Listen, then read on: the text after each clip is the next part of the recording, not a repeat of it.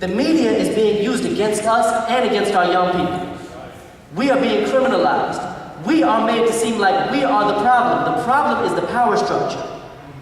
Let's talk about Hurricane Katrina. This guy is looting a grocery store. This white couple is finding bread and soda. The war on drugs, kind of like the war on terrorism. You know how we have wars against imaginary things? We don't know where is drugs? Where is terrorism? We don't know wars are supposed to be against places with boundaries. You can't have a war against an idea. How do you have a war on love? You know? After the war on drugs, we see what's happening. Let's go to the next one. That's saying that this game is not for us. We got into this game because we wanted something better than the poverty that we have. And only to realize that it destroyed us. This game that's given to our young people is intentionally set up to destroy them. You need 500 grams of powder cocaine to get a 5-year prison sentence.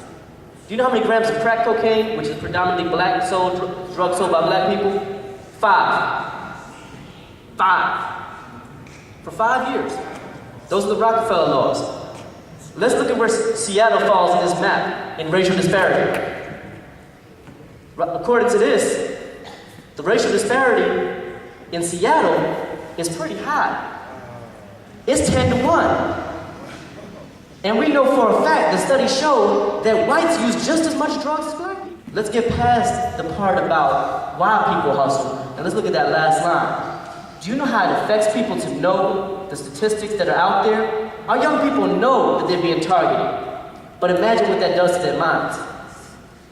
If you feel like you know that you're being targeted, but there's no way to fight the people targeting you, imagine what that would do to you. How do we beat the odds? I mean, I can say I'm a living example of how to beat the odds, but it took me a long time. I didn't just one day wake up, nor did somebody one day give me a cliche speech about following my dreams, and it just all worked out for me. There are a lot of things that we sell our young people that promises to solve all their problems for them, and most of them don't work. That's why I'm glad I'm working with the brother Joaquin, because Joaquin represents the alternative solution that's actually a solution.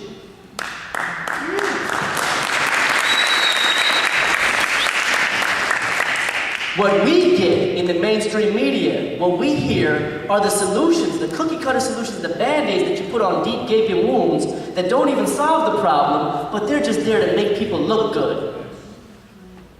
When you tell young people that the problem is with them, you're doing the same thing to young people that was done to you by the generation that came before you.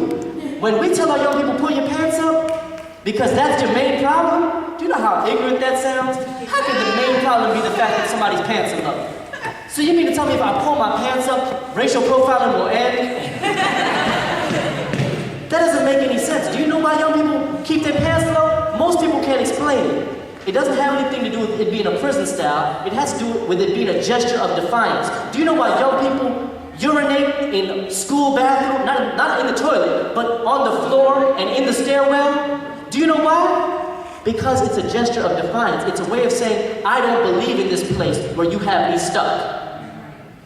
And this is how I'm going to express my dissatisfaction. Do you know why young people don't throw up the peace sign anymore? Why they only throw up the middle finger now? Because they're letting you know how they feel about the world we've left behind for them. And until we start taking their side and fighting with them and showing them that the fight is a fight that they can win, we might as well be fighting them. We might as well be oppressing them also.